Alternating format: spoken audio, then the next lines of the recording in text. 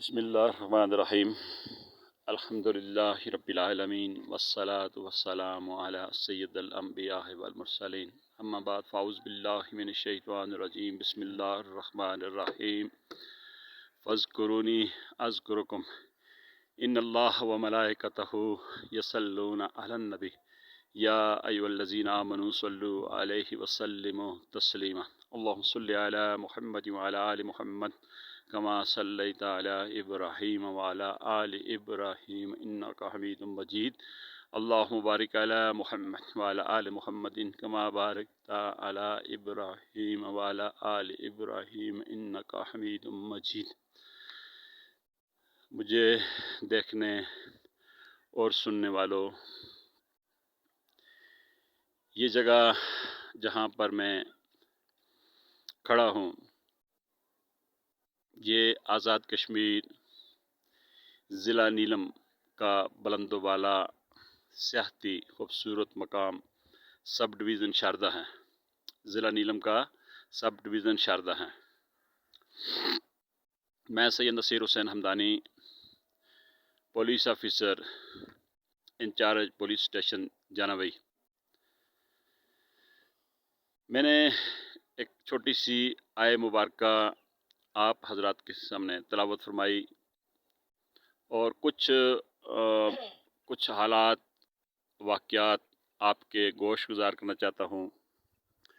اللہ رب العزت نے اپنے پیارے کلام میں ارشاد فرمایا کہ تم میرا ذکر کرو میں تمہارا ذکر کروں گا۔ جب سے یہ دنیا فانی اللہ تعالیٰ نے قائم کی تو اللہ کی جو محبوب ہستیاں تھیں، جو انبیاء و رسول اللہ نے مبعوث فرمائے، جنہوں نے اللہ کے پیغام کو اس کی مخلوق تک پہنچایا اور اس کا حق ادا کیا، آج ہزارہ سال گزرنے کے بعد بھی آج ان کے تذکرے آج بھی اسی طرح جاری و ساری ہیں۔ انبیاء و رسول کی تعلیمات پر جن لوگوں نے عمل کیا اور جو اللہ تعالیٰ پر ایمان لائے اور ان کے پیارے جو رسول تھے، انبیاء تھے، ان کی تعلیمات پر چلے، جو اللہ کے محبوب بندے قرار پائے، جو صالحین، اولیاء کرام، ان سب کا اللہ تعالیٰ نے تذکرہ جو ہے اس کو قیامت تک جاری و ساری کر دیا۔ جب کوئی شخص جس نے اپنی زندگی کو اللہ کی رضا کے لیے وقف کر دیا اور اپنے جو زندگی کے جو اللہ تعالیٰ نے اسے لمحات میسر فرمائے، ان لمحات میں اس نے اللہ کے پیغام کو دنیا میں جاری کرنے کے لیے اللہ کی رضا پر زندگی گزاری، تو اللہ نے ان کا تذکرہ دنیا کے دلوں میں بٹھا دیا۔ اللہ کا یہ وعدہ ہے کہ تم اگر زمین پر میرا ذکر کرو گے تو میں تمہارا ذکر آسمان پر فرشتوں کے سامنے کروں گا۔ آج جو میں آپ کے سامنے بیان کرنا چاہتا ہوں وہ کہ ایسی ہستی، ایسے اللہ کے ولی، اللہ کے محبوب بندے کا تذکرہ کرنا چاہتا ہوں کہ جس ہستی نے 7ویں صدی ہجری میں یہاں اس خطہ کشمیر پر آ کر یہاں پر اسلام کی شمع روشن کی، اسلام کے پیغام کو پہنچایا اور توحید کا پرچم بلند کیا۔ میری مراد سید علی ہمدانی رحمۃ اللہ علیہ، امیر کبیر حضرت شاہ ہمدان رحمۃ اللہ علیہ سے ہے۔ اقبال نے آپ کو سید و سادات، سالار عجم، معمار تقدیر امم کہا ہے۔ بے شک اس لیے کہ اللہ کے نیک بندوں میں جو 1400 سالہ تاریخ ہے، حضور علیہ الصلوۃ والسلام کے بعد جو اولیاء کی تاریخ میں یہ وہ عظیم ہستی ہے کہ جن کی 73 سالہ زندگی اللہ کے وحدانیت اور نبی کریم صلی اللہ علیہ وآلہ وسلم کی رسالت کا پیغام پہنچانے میں صرف ہوئی۔ آپ کی ولادت سے لے کر آپ کی وصال تک کوئی لمحہ بھی ایسا نہیں گزرا کہ آپ نے اللہ کے پیغام کو زمین کے گوشے گوشے میں نہ پھیلایا ہو، نہ پہنچایا ہو۔ آپ نے پوری دنیا میں 3 دفعہ سیاحت کی۔ ایک دفعہ آپ کہتے ہیں کہ ہر ملک میں پہنچا، دوسری مرتبہ ہر شہر اور ہر گاؤں میں۔ آپ کی تعلیمات کو یہ خوبی اور یہ کمال حاصل ہے کہ جتنے بھی بر صغیر پاک و ہند میں جو صوفیاء کرام آئے، جیسے اولین مبلغین علی اجویری اور پھر خواجہ غریب نواز سید حسن سنجری رحمتullah علیہ، اور اس کے بعد جو برِ صغیر پاک و ہند میں تیسری بڑی ہستی جو نمودار ہوئی وہ حضرت سید امیر کبیر حضرت شاہ ہمدان رحمتullah علیہ تھی۔ شاہ ہمدان رحمتullah علیہ ہمدان کے بادشاہ زادے بھی تھے۔ آپ کے والد گرامی جو ہمدان کے حکمران بادشاہ تھے،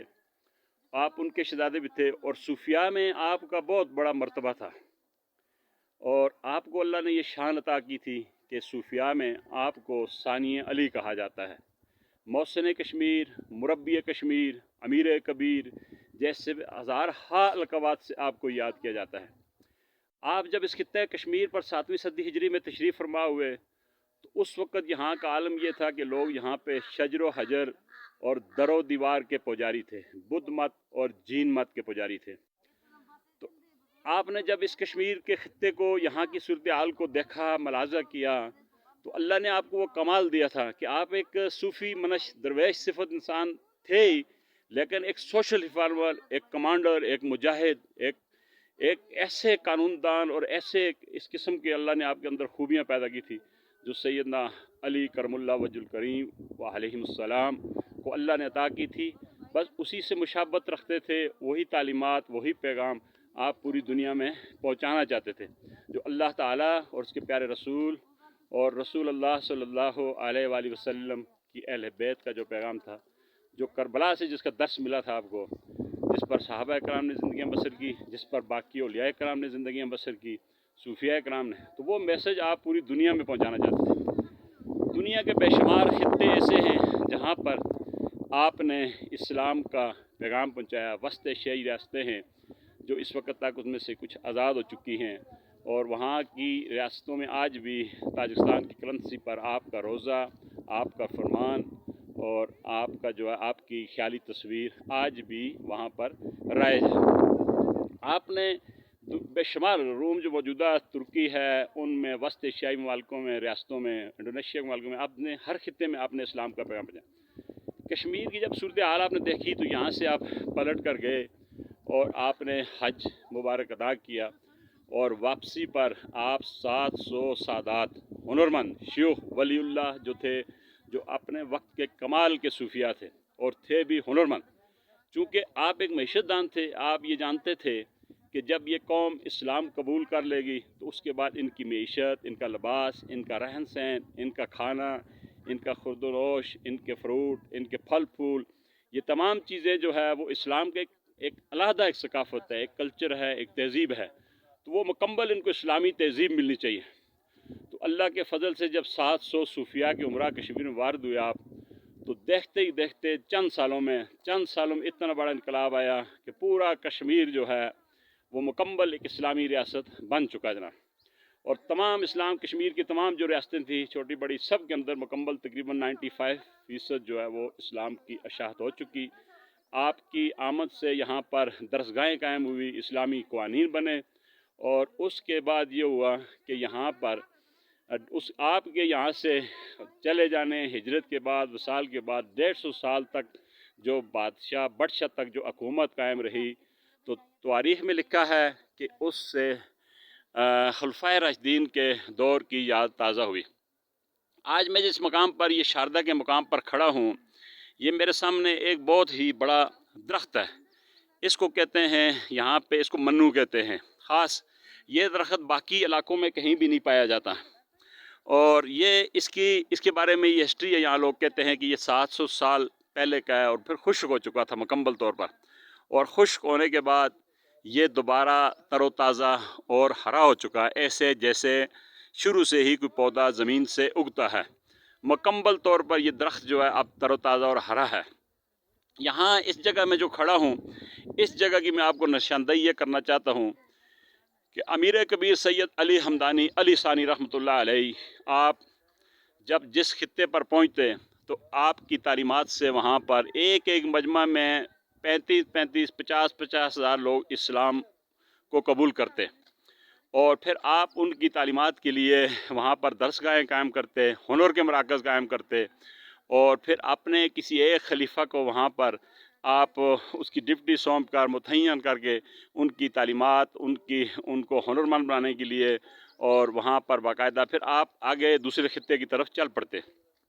تو اس خطہ پر اس درخت کے ساتھ جو میرا آج ویڈیو بنا رہا ہوں، یہاں پہ آپ تک یہ پیغام پہنچانا چاہتا ہوں، چونکہ میرا تعلق بھی حضرت سید امیر کبیر سید علی حمدانی علی ثانی رحمۃ اللہ علیہ کے گھرانے سے ہے۔ میں سید نصیر حسین حمدانی بات کر رہا ہوں آپ سے۔ تو اس جگہ پہ جو آپ کے خلیفہ خاص جب یہاں پہ آپ وارد ہوئے تو اس علاقے میں ایک بہت بڑا بدھ مت کا جو روحانی مرکز تھا، کہتے ہیں کہ اس وقت یہاں پر بدھ مت کی یونیورسٹی تھی جو چین کے جو مطلب زیر دسترس تھی، بدھ مت کی یونیورسٹی تھی، اور یہاں پر بڑے مشہور ان کی عبادتگاہ یہ شاردا کے مقام پر شاردا دیوی اور ناردا دیوی دو جو بہنیں تھیں، کہتے ہیں کہ ان کے نام سے بڑا یہاں پہ جو یہ قلعہ نما عبادتگاہ بھی ہے اور یونیورسٹی بھی تھی۔ لیکن جب سید امیر کبیر یہاں پر پہنچے تو وہ جتنے بھی کفر کے بت قدے تھے وہ چند ہی دنوں میں مہینوں میں وہ سب نیست و نابود ہو گئے، اور یہاں پر اسلام کی شمع روشن ہوئی اور مکمل طور پر اس وادی میں بھی اسلام پھیل گیا۔ اس کے بعد یہاں پر آپ نے اپنے جس خلیفہ کو اس جگہ پر اپنی ڈیوٹی پر معمور کیا، ان کا نام سید جمال الدین حمدانی رحمۃ اللہ علیہ۔ یہ جو درخت نظر آ رہا ہے، یہاں پرانے بزرگ کہتے ہیں کہ اس درخت کے نیچے یا اس کے دائیں بائیں، بلکہ بہرحال ایسے کہتے ہیں کہ اس کی جڑوں میں ہی یہاں پر ان کا مزار اقدس تھا۔ تو اب بدقسمتی سے لوگ تھوڑے اس علاقے میں روحانیت سے دور ہو چکے ہیں، چونکہ جو روحانیت کا فیض تھا وہ لوگوں کے دلوں سے نکل چکا ہے اور لوگ مردہ دل ہو چکے ہیں۔ یہی وجہ ہے کہ جب 1930 میں ڈاکٹر علامہ محمد اقبال رحمۃ اللہ علیہ کو حضرت سید امیر کبیر کی زیارت نصیب ہوئی تو آپ نے خواب کے عالم میں مطلب جب زیارت کی تو اس میں سوال کیا حضرت شاہ ہمدان رحمۃ اللہ علیہ سے۔ وہ جاوید نامہ کے اندر جو ہے وہ 10 صفحات پر مشتمل وہ زیارت پوری وہاں پہ موجود ہے۔ آپ نے سوال کیا کہ یا امیر کبیر، آپ نے اس خطے کو تو ہنرمند بے مثل اور بنایا تھا، یہاں تو بڑے بہادر تھے، غیور تھے، اور آج کیا وجہ ہے کہ یہ غلام ہو چکے اور ان کے دریاؤں کی مچھلیاں غیروں کے کانٹوں میں پھنستی ہیں، اور آج انسان کو کھا رہا ہے اس دھرتی پر۔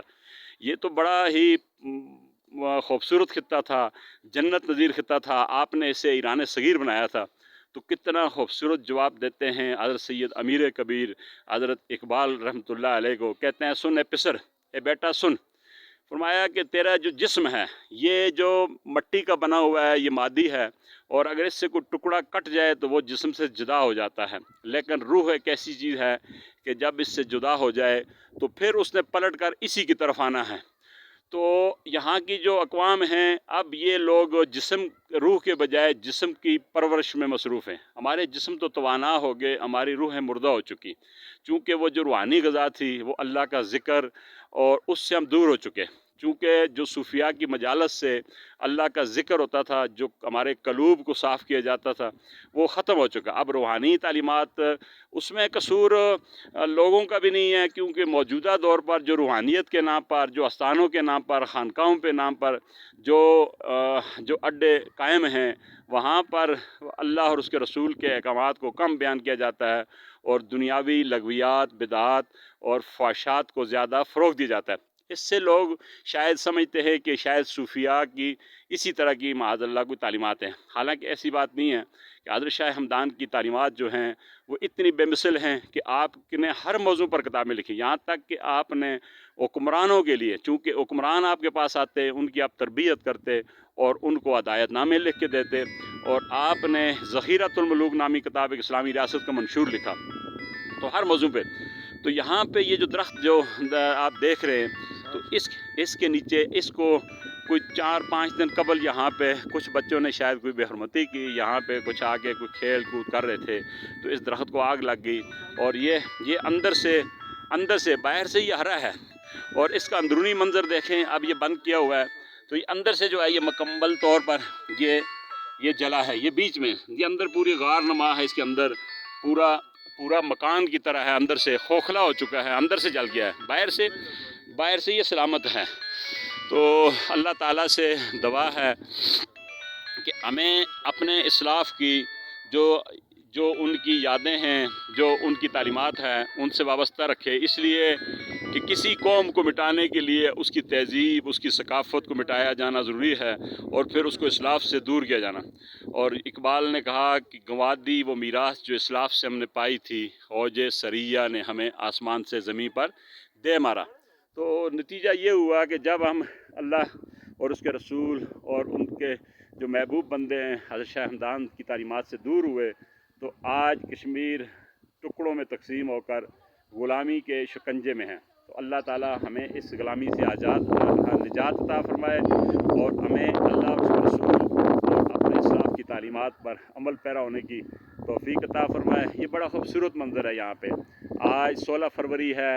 یہاں پہ برف موجود ہے، پہاڑ بھی برف پوش آپ کو نظر آ رہے ہیں دائیں بائیں، بڑے خوبصورت۔ ابھی یہاں برف باری مئی تک، جون تک ہوتی رہتی ہے۔ ابھی یہ جو پچھلی برف باری ہوئی تھی یہاں سے دھوپ میں کچھ پگھل گئی ہے، اور آنے والے دنوں میں شدید برف باری کی صورت میں یہاں یہ علاقہ مکمل طور پر پھر برف کا لبادہ اوڑھ لے گا۔ تو اللہ تعالیٰ سے دعا ہے کہ وہ ہمیں اپنے نیک بندوں کے راہ پر چلنے کی توفیق عطا فرمائے۔ اس جگہ کو انشاءاللہ ہم محفوظ کرنے کے لیے کچھ اقدام کر رہے ہیں تاکہ یہ جو علاقہ ہے جو ان کی خانقاہ ہے، تاکہ اس کی نشاندہی ہو سکے، اور پھر آپ اس کو جو ہے اس کی جو ہے بے حرمتی ہے، جو قبرستان ہے اس کے دائیں میں، تاکہ اس کی باڑ لگا کے اس کو محفوظ کر لیں۔ تو اللہ تعالیٰ ہم سب کو ہدایت نصیب فرمائے اور صراط مستقیم پر ہماری زندگی کا خاتمہ ہو۔ وما علینا الا البلاغ۔